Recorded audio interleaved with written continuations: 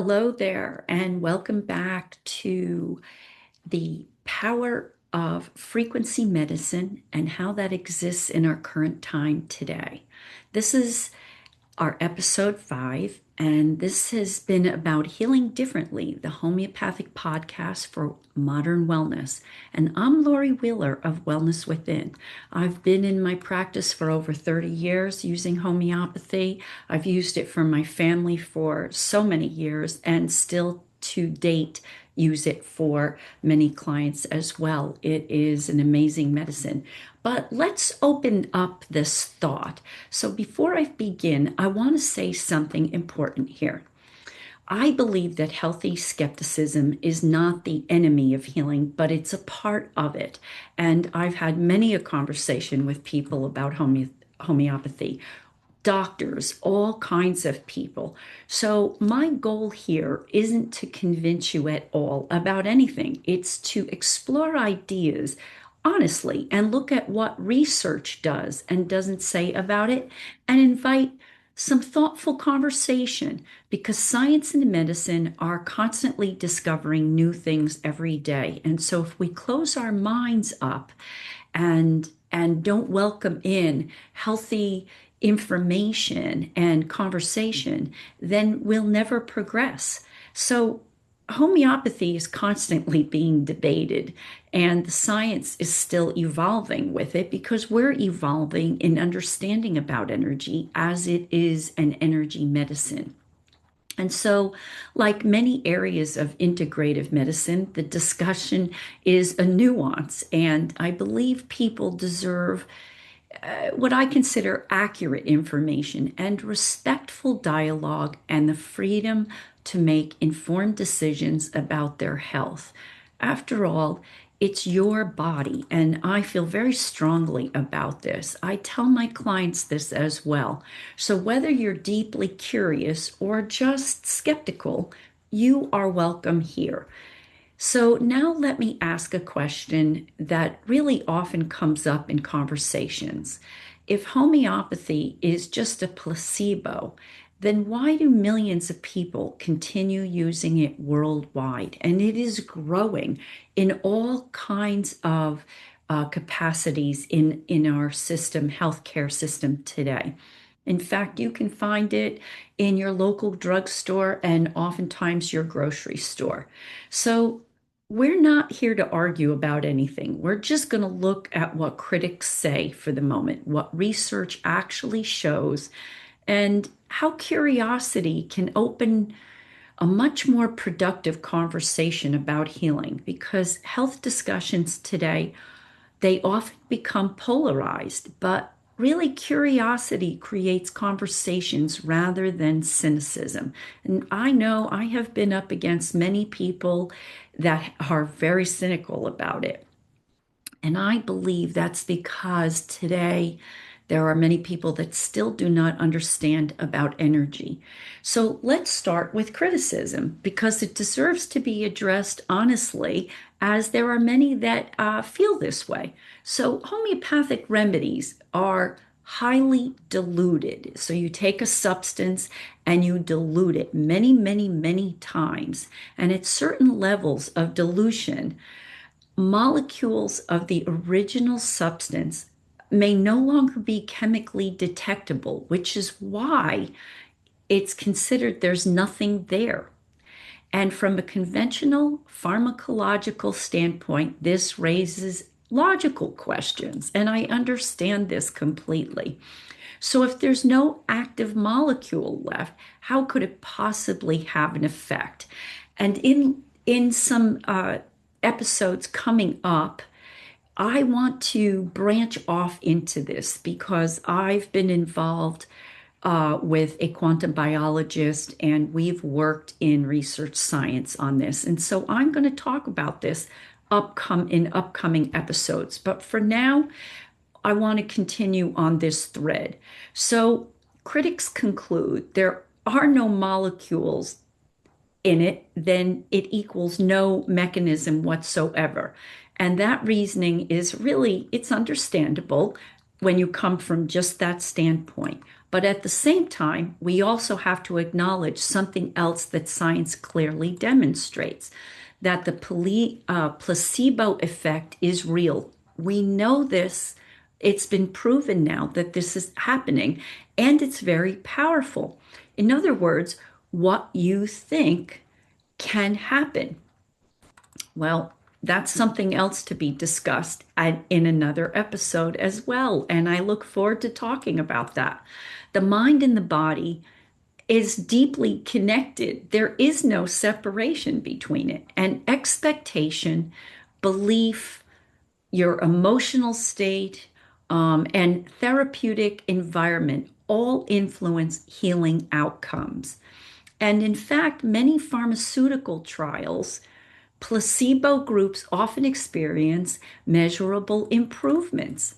Yay, that's great. It doesn't, it really, at the end of the day, all we really want is measurable improvement. So even with conventional medicine, the human system is responding to more than chemistry alone. But this is where the conversation becomes nuanced. There have been many clinical trials investigating homeopathy, and the results comes up mixed.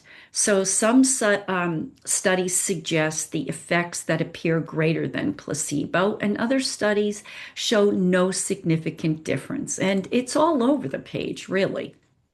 Anytime you Google any information, you've got a group saying this, a group saying this.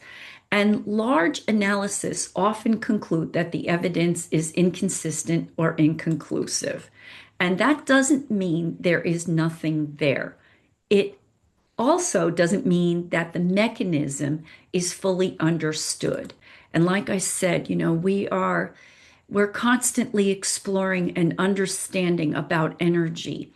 And science and medicine, I believe, are bridging closer and closer. Part of the challenge is the methodology, and homeopathy is typically individualized, which creates some difficulties in understanding this, meaning the remedy chosen depends on the specific person, not just the diagnosis. And that's because no two people experience a cold or any illness exactly the same way. You'll have a whole family and everybody expresses a cold differently or a stomach flu differently, although there may be similarities within it. So that makes it difficult to study using traditional pharmaceutical research models where everyone receives the same treatment. And we may never conclude exactly due to this factor. So there are also variations in study design, in sample size, and funding as well. You have to look at what they're looking for conclusion.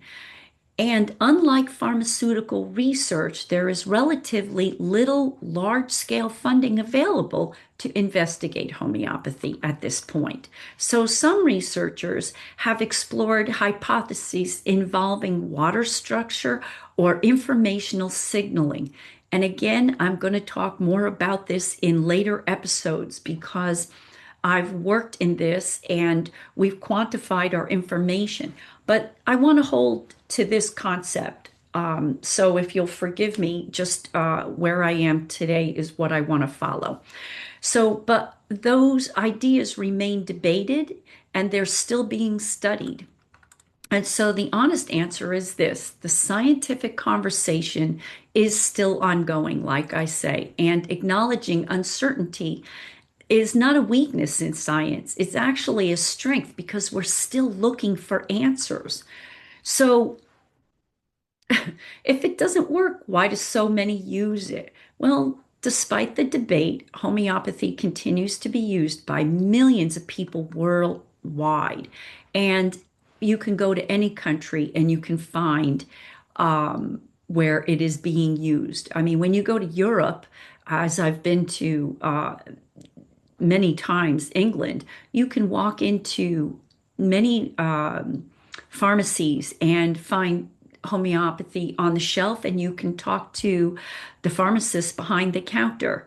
But in some countries, it's integrated also, as I'm speaking about, it's also integrated in their national healthcare system, like Europe and India. So many patients report great improvements in their well-being. And we know nothing works the same for all people as we exhibit illness different, like I mentioned. So now patient experience alone is not the same thing as scientific proof, and we know this. But lived experience shouldn't be dismissed either. So, what we see in practice is that responses vary, and we have to be uh, open enough, and this has to be wide enough, uh, understood to understand these responses. And some people feel this significant improvement, and some people don't notice any changes at all. And some people notice subtle changes. So we have such varying degrees of this, and healing is rarely one dimensional. Often multiple factors contribute to change. So lifestyle is one of them, emotional support is another, and therapeutic relationship, and the body's own regulatory capacity. So it's very hard to find really researchable and congruent information, which brings us to an important idea here.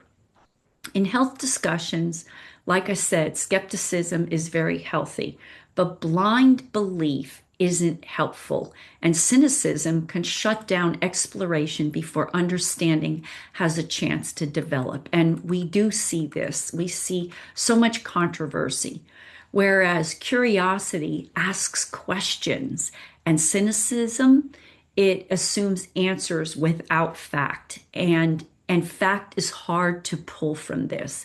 Curiosity says, what does the evidence show? Well, that's healthy curiosity. And what questions still remain in it to be answered? What experiences are people reporting? And that is what I believe is most important. If you gather so much information from outside influence of homeopathy, it's sort of like when you go to a restaurant, right? And you take so many different individuals, they've got different taste buds, they've got different likes and dislikes, and you pool all their reviews together, you're going to get a smattering of these reviews, right? Well, this is kind of like this with homeopathy. What are the reviews saying? And how do we evaluate those thoughtfully?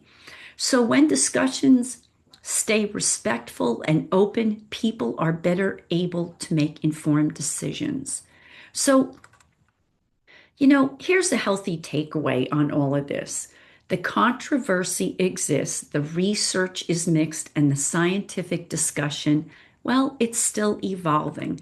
But people deserve thoughtful information, not dismissal and not blind promotion either. The real goal is informed, respectful conversation about health. I would love to hear your perspective. If you've ever tried any homeopathic remedy for whatever reason, please pop your notation in the chat. I would love to hear from you. Are you curious? Are you skeptical? And have you experienced it in any way? Comment, please, and share your thoughts. And let's keep the conversation thoughtful. So, I want to say, I hope you've enjoyed this. I hope that it's opened your mind in one way or another. And I'm going to just say that in our next episode, we're going to explore gentle healing for kids and why parents love homeopathy. So, science has proven the human body is an electrical and regulatory system, and that's where our next conversation will begin. So, I hope to see you next time for our next episode. Until then, stay healthy.